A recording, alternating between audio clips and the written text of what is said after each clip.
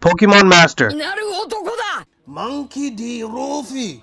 The main character and protagonist in One Piece, possibly one of the greatest stories ever told for over 20 years, is going stronger than ever, especially with the release of Gear 5th.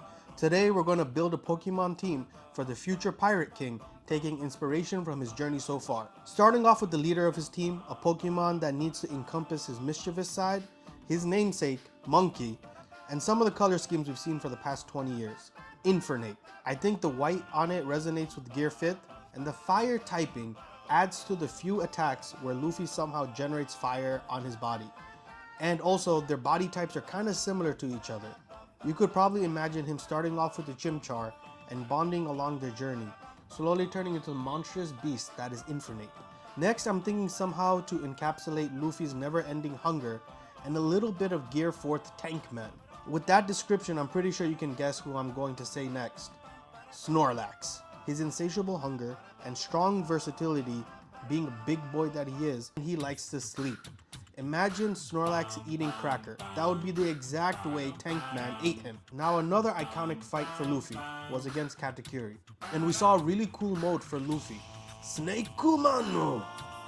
Obviously we're going to choose a snake Pokemon.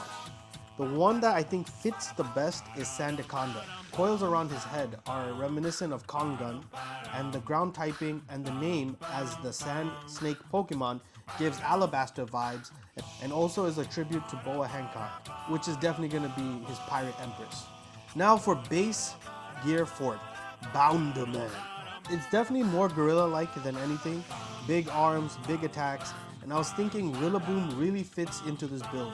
There was another Pokemon I would like for this spot, but the major differentiating factor was the Drums of Liberation, the sounds that Luffy's heart makes when he turns into Gear 5th, and guess what Rillaboom plays?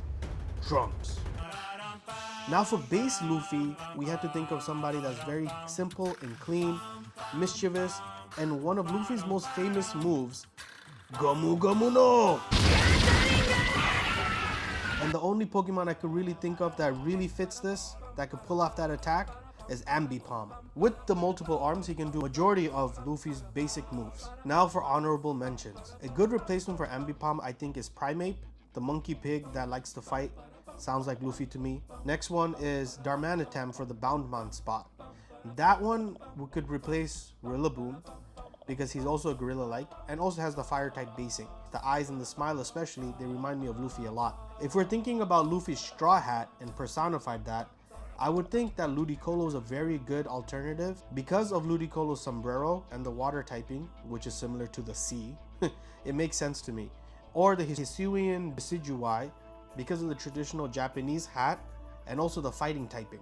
Another two Pokemon that could be honorable mentions are Talonflame for Luffy's Red Hawk attack, and Wobbuffet because of the rubber body and reflecting all the attacks like Miracle and Reflect. Now, finally for our last spot, the sixth spot, the sweeper, I usually choose a legendary Pokemon. And I think the perfect Pokemon for this spot is Hoopa. Now hear me out. One of my favorite forms of Luffy is Chibi Luffy, where he becomes super small after Gear 3rd, but when he's inflated and gigantic, just like Luffy, Hooper's other form is super strong and massive. Not to mention, Hoopa being super mischievous and always smiling is very similar to Luffy. And with the space bending abilities, though different, are like Gear 5th's reality bending abilities. So that's that. This is the team that I have for the future Pirate King Luffy. If you guys would like another team or another build for another character, let me know in the comments below, and I'll see you on the next one. Bye bye.